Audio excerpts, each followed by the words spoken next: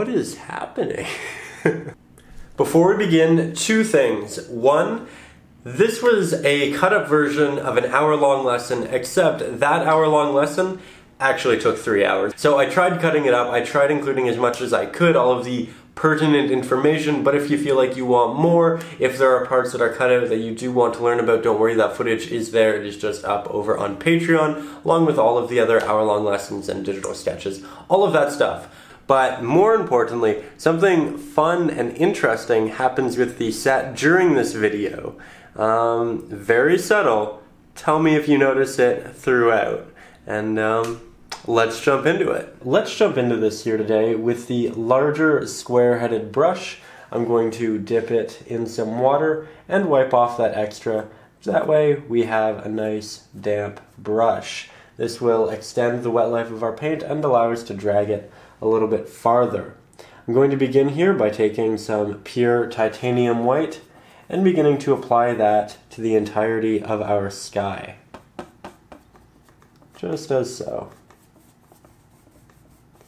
I'm able to see my drawing underneath because it was done with a fine-tipped Sharpie, and acrylic paints are semi-transparent, so if you use a drawing tool like a fine-tipped Sharpie, you should generally be able to see the drawing through the first couple of layers and not have to redo it. Now I'm going back to my palette, grabbing a bit of primary blue, a lot of titanium white, mixing up, and I'm going to throw this on top of my sky. This is going to blend with the white that is already there, and we're going to get this really nice gradient from more of a white at the bottom up to a blue at the top. Now I have a good amount of paint still on my brush that I picked up on the canvas, and it has a lot of white in it, and the next application I want to have a lot of blue, so I'm going to wipe that off. I'm going to go back here, grab a bit more of that primary blue, mix that up here, get much more of a saturated pigment, and reapply that to the top. Then blend downwards yet again. I'm going to switch over to an older square-headed brush. If you watch the 10-minute lessons or the hour-long lessons, you'll probably be very familiar with this, but essentially it's an older brush, it's a bit disheveled, and the bristles kind of leaf off in varying directions. Now I'm going to jump over into my palette, grab a bit of this primary yellow, tiny bit of primary blue. Primary blue is a much stronger pigment than primary yellow, so we need to use a lot less of it if we need an equal green. Then I'm going to grab some of that titanium white to brighten it but also desaturate it a little bit. From there, I'm going to start tapping in some trees in the background.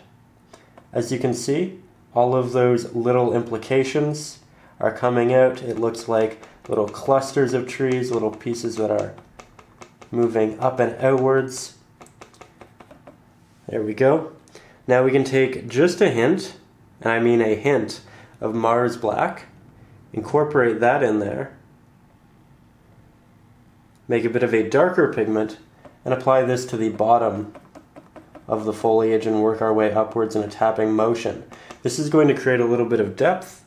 It's going to make it look like the light is wrapping itself around these clusters of foliage, and it's able to penetrate the top parts because they're much more thin, but the bottom parts are much more thick, and the light can't get there. I'm going to get a good amount of primary blue. I'm going to mix that in the blue area of my palette just so I can compare the blues that I'm using now to the ones that I used beforehand. I'm going to mix up a fairly neutral blue, as you can see here. It's not too dark, it's not too light, and I'm going to create a very flat layer initially for my waterfall. Now we're going to add some highlights and some darker tones. So here I have my mid-tone, which is what I've been using. I'm going to grab some of that primary blue, and I'm going to grab a lot more titanium white, creating a highlight. You can see right beside that this is much brighter, and so it will act as a proper highlight. So I'm going to take this, I'm going to apply it to the top, and I'm going to drag downwards. Take it from the top, drag downwards. Top, drag downwards. Now I have a hard edge between this and the blue, which is not what I want. I want it to be a subtle stream coming downwards. So now that it's damp, I don't have any extra paint on here. I'm just going to go from the top and blend it down, just like that. Going to grab more of that titanium white, add it to the top. This time, I'm just creating this line across the top, as you can see, because when you drag down, you start to blend it with the rest of the blue, and I wanted to add a nice bit of white to the top before I did that.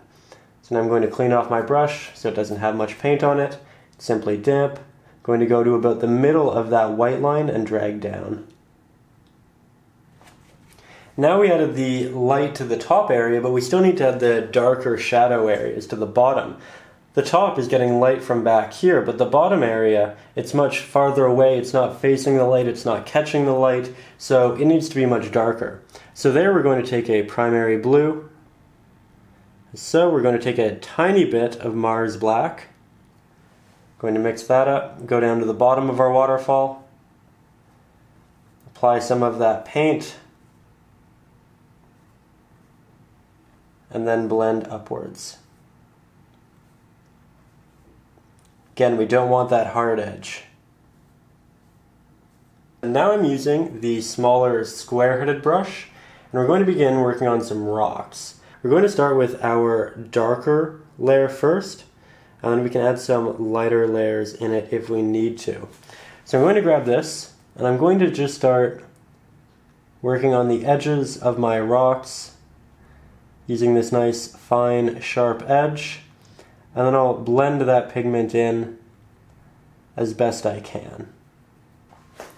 Now I'm going to go to the edge of my rock, brace my finger on the edge of my canvas, and begin working this mid-tone along the edges and blending it inwards a little bit. I'm rotating my brush slightly, that way I have different little ledges of rock, different areas that protrude slightly more. And of course, this pigment isn't going to be as bright as it was on the palette because it's going to be blending with the paint we currently have wet on the painting itself. Now I'm going to take my smaller round-headed brush, dip that in a little bit of water, grab a good mixture of primary yellow and a hint of Mars Black, and create a nice olivey green, as you can see. And I'm going to pick out a couple places where I want my moss to be. I'm going to have it kind of working its way up the side of this rock underneath here. And I'm just doing a lot of this in a bit of a tapping effect. That way I have some highlighted areas with a lot of pigment and some with lesser. I'm also blending it out into the back here where it gets a lot darker so that it looks like it just kind of dissipates off into nothing. Then I'm going to take a bit more of that primary yellow, brighten the color up, go back to the edge, the area that's receiving the most light, and apply a little bit more of that tapping effect. So I'm going to take that dark pigment that we used for the rock, and I'm going to use that same pigment to put the base of the ground in. And I'm doing this because I want it to all be cohesive and because it's a good color for the ground. It'll match quite nicely. I'm going to drag it out a little bit farther than I intended to initially, than my drawing has, and I might even do a little bit of a blend. That way I can have the water run up on top of it and show a little bit of this ground showing through. Now I'm going to take the smaller square-headed brush, make sure that it's nice and damp, and mix up a brighter brown. This can have mixtures of orange in it if you want it to be a bit warmer, and I think just to keep my painting cohesive I'm going to do that. So there's a nice orange, here's a bit more burnt umber, hint of Mars Black just because we want it to mix with the titanium white and desaturate it a little bit, and then a good amount of titanium white. There, now we have a nice warm bright brown, and I can start creating these little pockets of land that are kind of protruding and catching a little bit more light.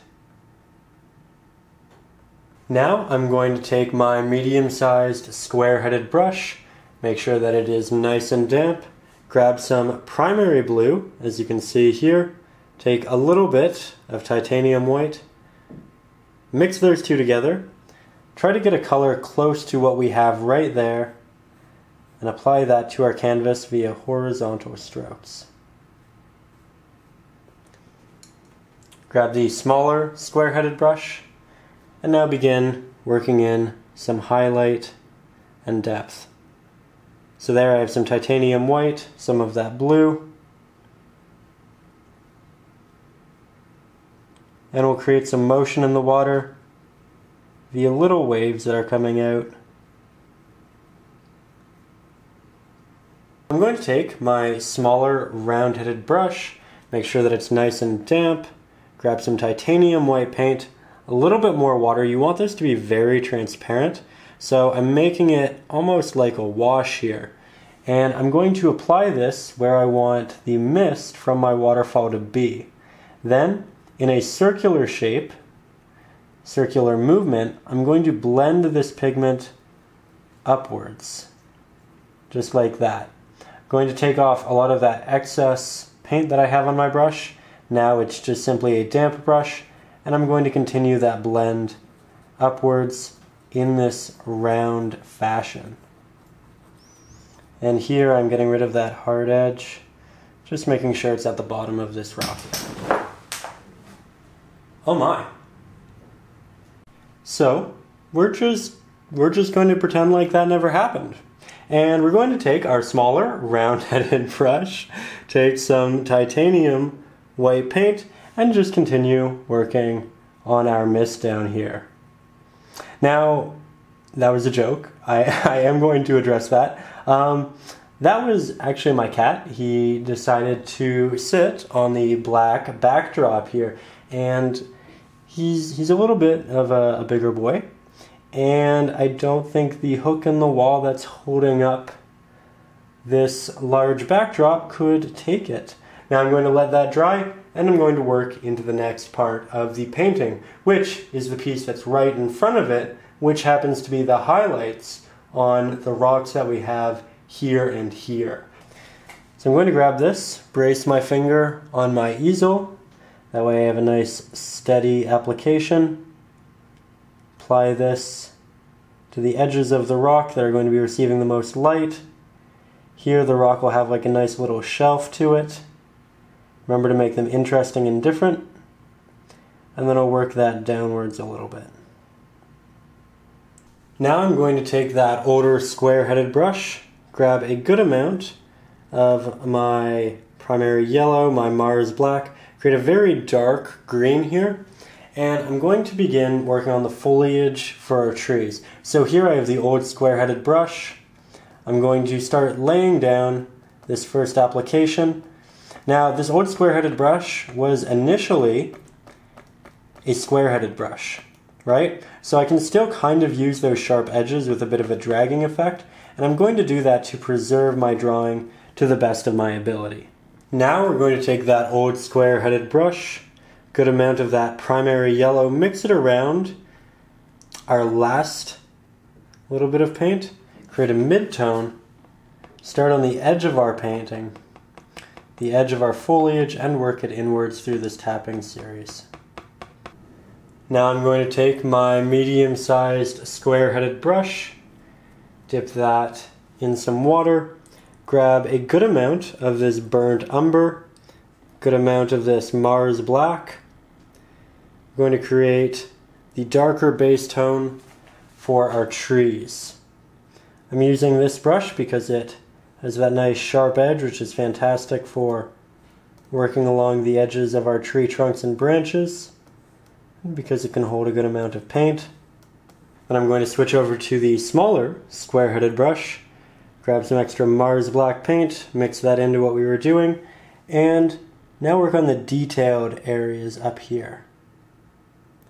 I'm going to do a lot of it with a bit of a tapping motion, as it'll give me a bit more control, and it'll make these look a little more branch-like, give it a little more intricacy than a drag would.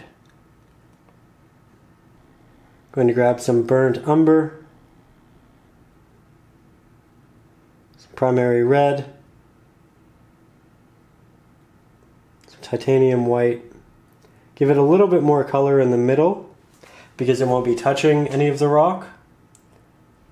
And then I'll work this inwards.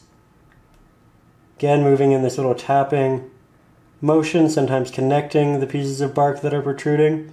But I'm leaving lots of little dark areas because the protruding pieces of bark are going to leave shadows and openings.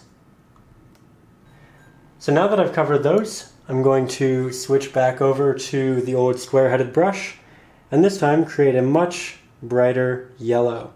We're building up that highlight in the same way that we did before, starting with the edges, and then we work our way inwards with this tapping motion. Now I'll take some of that titanium white and that primary yellow, mix them together for the true highlight, and tap that along the edges. I'm going to take my smaller square-headed brush, dip that in water as we do. I'm going to grab a little bit of this primary yellow, move this down here, grab a tiny bit of burnt umber, and I'm going to start incorporating a base layer for some flowers. And these flowers are going to be much larger at the base, and then they're going to kind of taper upwards. They're going to have a little bit of a lean in them as well. So I'm going to take some additional pigment. Primary yellow and burnt umber are both very thin pigments, so you need to do a number of layers if you only intend on using these two pigments here. There we go. Now I'm going to take a bit of titanium white and mix that in there as well. We'll create a thicker pigment with that titanium white. And we'll go back in, add some highlights on top, really build out that body of it. Going to grab some titanium white, pure titanium white, and I'm just going to do a couple little flowers back here as well. I think I'll do these with 3 leaves, make it interesting, a little different from the others. Now I'm going to mix up some pink. Having a lot of fun with this painting, just going back and forth. Throw in some extra little pink flowers. Nice small ones.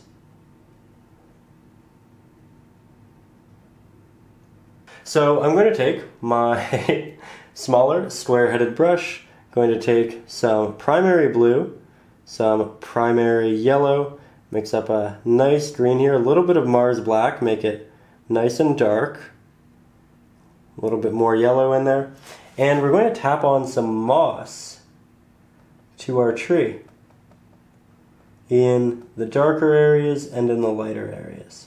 So I'm essentially just tapping in our base layer right there. Now I'm going to grab a little bit of titanium white, move that down to the bottom, a little bit of our primary yellow to give it some additional saturation. Then we can tap that on with the corner of our brush, give it a little bit more life. And from there, we're going to take our smaller round-headed brush, take some primary blue, some titanium white, mix up a really nice blue flower color here. Hey there, it's Ryan O'Rourke. I truly hope you enjoyed today's little extra video. It was essentially a cut-up version of one of the many hour-long lessons which we offer over on patreon.com. Over there you'll also find digital sketches of the 10-minute painting lessons, digital sketches of these hour-long painting lessons, and a bunch of reference photos as well. So if any of that interests you, or if you just want to support the channel, go over there and check it out. It is a pleasure to make these long form videos, and I love to share them with all of you. So thank you so much for watching. I will see you next Saturday with a new video, and above all, as always, stay creative.